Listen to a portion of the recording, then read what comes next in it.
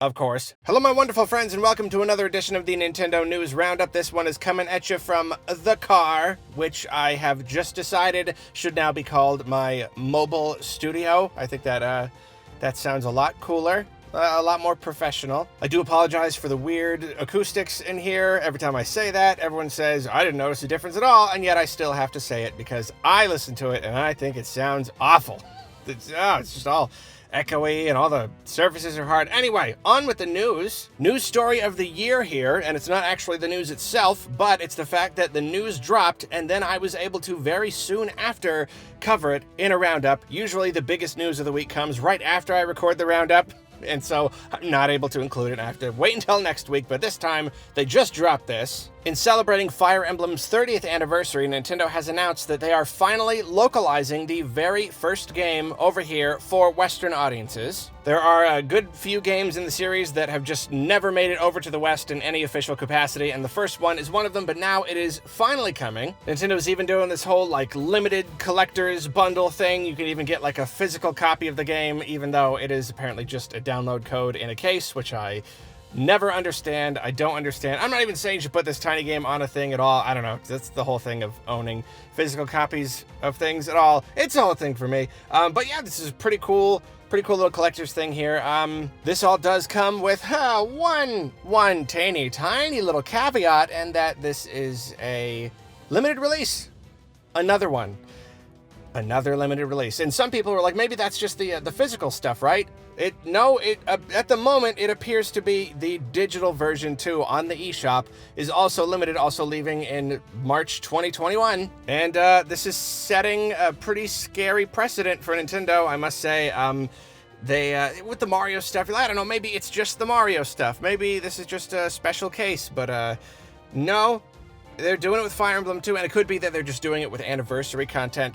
As I have said before, I'm very sorry I've been dragging my feet on this. I keep saying I'm going to make a video about all this, and I keep not doing it. I will do it. It is coming. It is going to come fairly soon.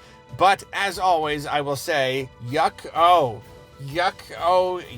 ducky. This is a very gross and bad thing that Nintendo is doing, limiting their game releases, and I do not like it. But, of course, we will talk about that later. Just in time for the release of Pokémon Sword and Shield's Crown Tundra DLC, it seems that early builds of the game and of Let's Go Pikachu and Eevee have leaked online. It looks like it all hasn't been broken out like crazy yet. It seems like the actual information about these is fairly limited, and this is not like those source code leaks from a while back. These are just like builds of the game. And the funny thing is, these are pretty darn early. A 2017 build of Let's Go Pikachu and Eevee and a 2018 build of Sword and Shield, at least at the time of this recording, and from what I have personally read, it is yet to be seen if anything really super interesting comes out of this.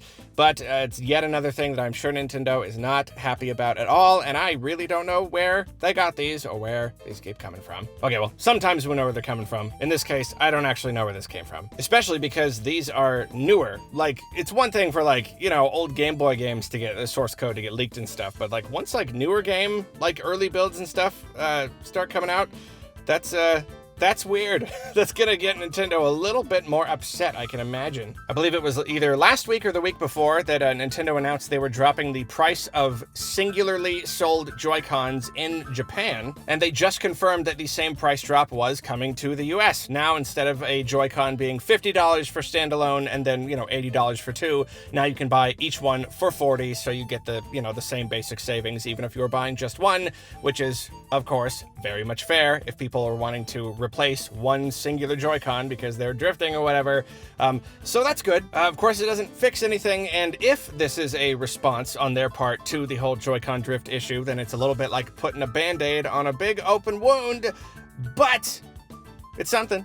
I don't know, it's at least kind of nice for people wanting to replace just one Joy-Con. Oh man, so here's a cool one. Okay, so the Xbox 360 was the previous record holder for most consecutive months being the top-selling console in the US. And its record was 21 consecutive months, and I'll give you 16 guesses which console has now broken that record. Yes, it is, of course, the Switch. 22 consecutive months being the top-selling console in the US, and it is showing no signs of slowing down. All signs are pointing to it being the top-selling console this holiday, so we know it's going to get at least, 2 or 3 more months into this record, so wow, that is pretty cool. First 4 figures, I can't look at it. If I talk about this story too much longer, I'm gonna buy it, and it's like $500 something, but look at it, just look at it. I think if there's one single thing just barely keeping me from buying it, it's that if it was like an action pose, I don't like the cocky hand on the hip pose, like it's cool, but if it was like a cool, like her like squatting down, like shooting something pose, oh boy. It's funny because they've done actually, like years ago, they did a whole bunch of Metroid pieces, lots and lots of Samuses with different suits, and it seems like they had moved on from that. But for some reason, they swung back around with another Samus, and moving on. Let's go. What's the next one? You can get a version that lights up. Oh no!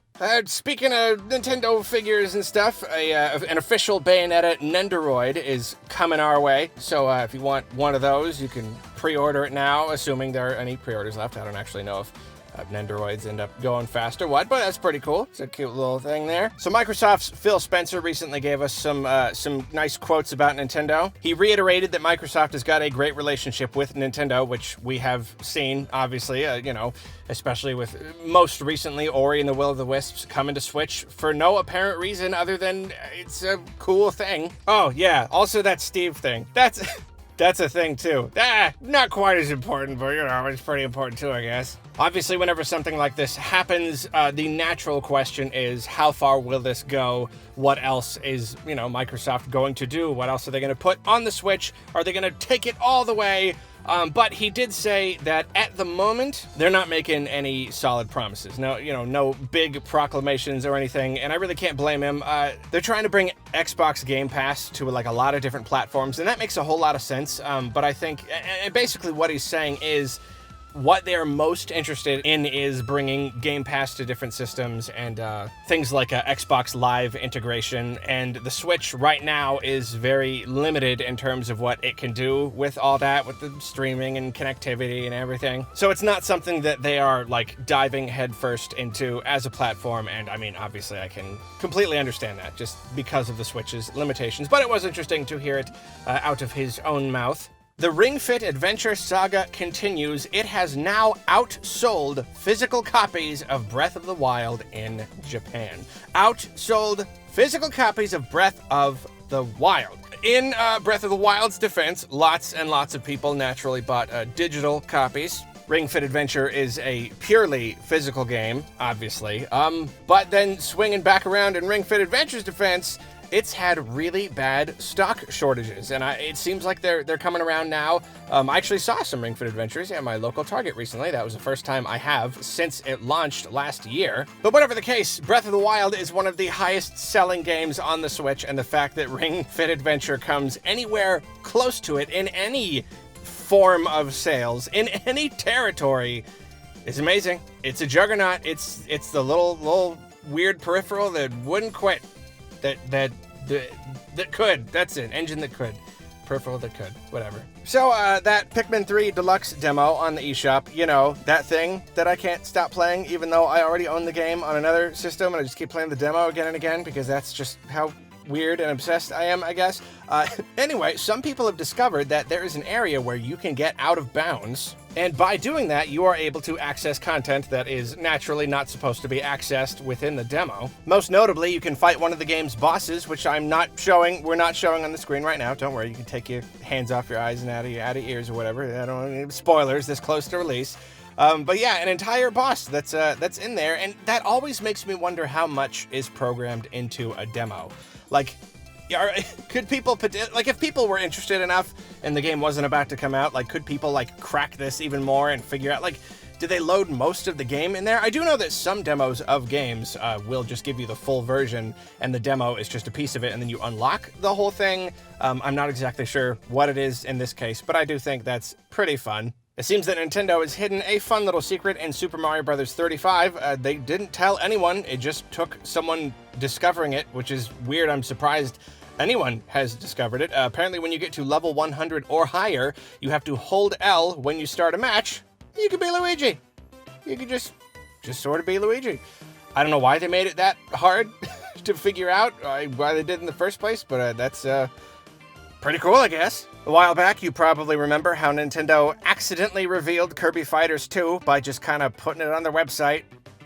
Just not doing anything, just kind of putting it on there, and then very shortly after they, did the whole full reveal and everything. Well, now it seems that they've released a demo on the eShop. So that is naturally very cool for anybody interested in trying out the game. I like how many demos they've been doing recently. Do a demo for every game. You know me, I'm very pro demo. Doesn't even really matter what it is. Just put out a demo. Any game, any and all games, even Mario Kart Live Home Circuit, do a demo of that. And you just, you don't have the car or the camera, and so you can't play it, but at least you could say you did, just put a demo that you can't play, buy the game before you can play the demo.